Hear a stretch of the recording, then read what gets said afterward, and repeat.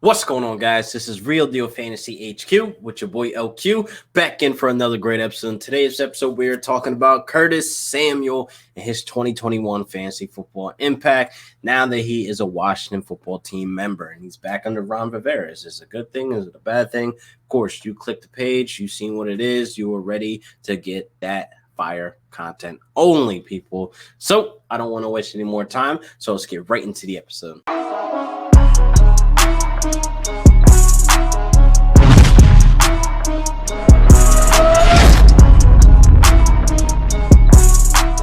We're talking about Curtis Samuel. He's back with Ron Rivera for the Washington football team, and he also gets a nice little upgrade at quarterback, I should say. Yes, I'm going to say it. Ryan Fitzpatrick Magic. Ryan, Mr. Let It Go Patrick, however you want to put it. The beard is back, people. He is back in business. I say upgrade only being that Teddy Bridgewater just wasn't the guy for me to get it done. I really think, the Panthers understand that as well, so they're probably going to move on. So this is a good thing for Curtis Samuel, and it's a good little marriage with, Ron Rivera and Ryan Fitzpatrick for the short term. But I definitely like Curtis Samuel going into the season. I definitely think he needs to find his way on my roster some way, somehow. I just do not want to overpay for him, people. So I think he's a nice 6th round grab in PPR, formats. And I definitely think, what he did last year, we have to take notice. So what did he do last year? Some of you might not know. Wide receiver 25, and that is nothing to be slept on, people. Wide receiver 25 for a guy that is a wide receiver 3 in his lineup, in his roster, in that wide receiver, core. I definitely think being a third option in that offense is very impressive for a guy to finish wide receiver 25 for me. So there was only another team that actually had 3 wide receivers that finished inside the 25, and that is Claypool, Juju, and Deontay Johnson. That's the only other team. But, the Panthers to have 3 guys finish within that, DJ Moore, Robbie Anderson, and yours truly, Curtis Samuel. So that is definitely something I'm impressed with, being that they were able to accomplish that. So him coming over to the Washington football team, back under Ron Rivera, you're probably going to have questions and probably worries about that as well. But I think Ron Rivera is going to understand how to use him. I think Curtis Samuel has always been an overall good wide receiver. It's just that he dealt with injuries. He dealt with a QB change as well, just dealt with a lot of things going on, a whole new system, et cetera, et cetera. So what we see now out of Curtis Samuel is somebody that needs to be rostered, somebody that needs to be, a guy that can be the X factor on our fantasy team. Some of the guys that, we go out and still buy, like OBJ, some of the guys like Marquise Brown that we still go out and buy. Just guys like that we still go out and buy, and we overlook Curtis Samuel. And I don't think I'm going to look over Curtis Samuel this season. So 6.5 targets per game, again, as a wide receiver 3, which is still very impressive.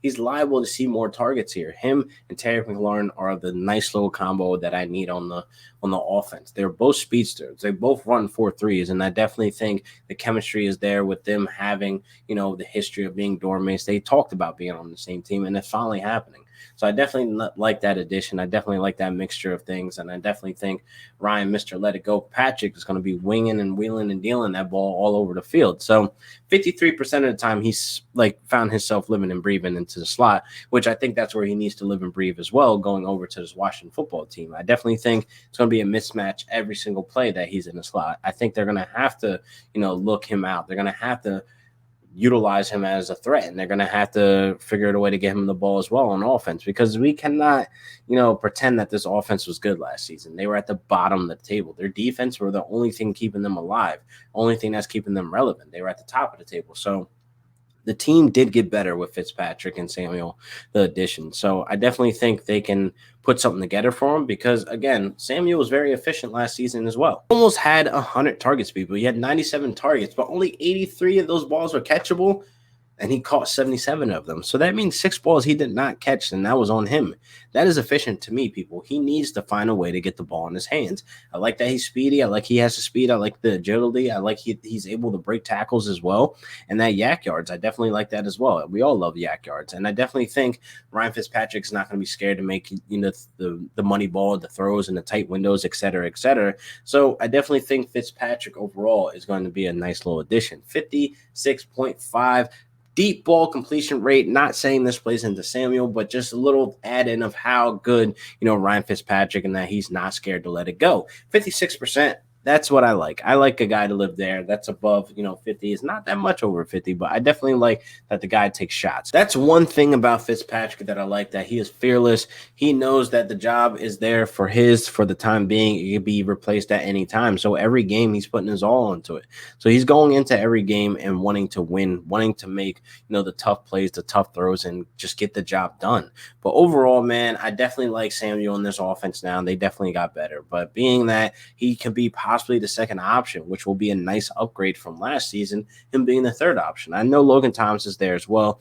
I just don't think that Logan Thomas will actually take the leap to be the solid wide receiver two, or not wide receiver two, but the second option in our offense. I think Samuel will come out to be the guy that can have a nice little chunk of that target share and end up having more than 100 targets. And that's kind of what I want for my wide receiver twos. If they can see over 100 targets, over 100 targets with the wide receiver one there, that is something that I like to live and breathe on with these wide receiver twos, because you're getting them in the later round, 6th, 7th round. I think that's where Curtis Samuel lives, and I can get him there. Hey, I'm getting that all day. He could be my wide receiver 2/flex and be a nice little compliment to my other wide receivers. So with Samuel coming in, he also has the run ability. He has the rushing ability. 41 rushing attempts last season.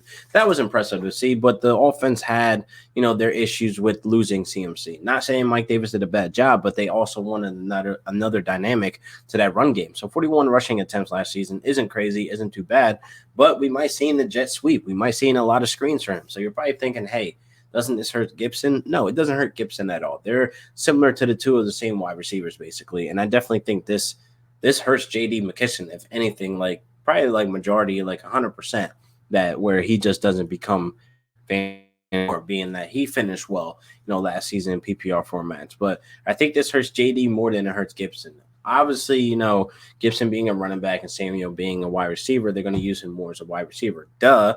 But it's still about the opportunities, and it's still about, unnecessary touches. So I definitely think they need to address in the draft to get more pieces to that offense to make them better. Them finishing 29th last season, them only getting 317 yards per game with passing and rushing together, that is bottom of the table numbers. That is something that I'm not willing to invest in on a guy like Samuel or a guy like Terry McLaurin or Logan Thomas next season if that offense ends up being worse somehow. So I definitely think this is an upgrade, but again, they need to get more pieces through the draft, or if they're not done with free agency, just let me know what to do, because I honestly don't feel like 100% that this offense is going to be true competitors to be able to overleap the Cowboys. That is really the goal here, right? When you go in the free agency and draft, is to get better. Not saying they didn't, but they did. But I need to see a little bit more. I need to understand how this offense is going to get better. Are they going to implement the jet sweep? Are they going to do a lot more screens, a lot of dump offs? Because we know Fitzpatrick is pretty good at dumping the ball off as well. He is good all around the table. So I definitely like, that he came in and be able to come in as the veteran and teach Heineke something, because I wouldn't be surprised if we see Taylor Heineke at some point in the season, just kind of how they did, Fitz with Miami and seeing Tua. I think we saw Tua too early, but hey, there's that. But anyway, with Samuel being the number 2 in that offense, I definitely think we could see him in between wide receiver 15, wide receiver 20 with a nice little finish. I definitely think that's a big jump leap from 25 to 15, but I still think it's doable from wide receiver 15 to 20, and you're getting the guy in the 6th, 7th round, and that's with this hype train. This is with the location change. I definitely think if he gets any higher than the 6th round, I cannot touch Curtis Samuel, people. I can't do that. That wouldn't be too smart, because that would be going too high on him. So I definitely hope and pray I can get him as a steal, and the hype train kind of just stays what it is right now, and then it dies out in August. That's usually when I draft. I really don't like drafting before, but we shall see what happens with Curtis Samuel. So I hope you guys enjoyed this episode. This was a nice little quick episode about Curtis Samuel and his 2021 fantasy impact. And I definitely think you guys are going to enjoy him on your fantasy rosters, people. So I'll see you guys next week for another great episode of Real Deal Fantasy HQ with your boy LQ. Peace.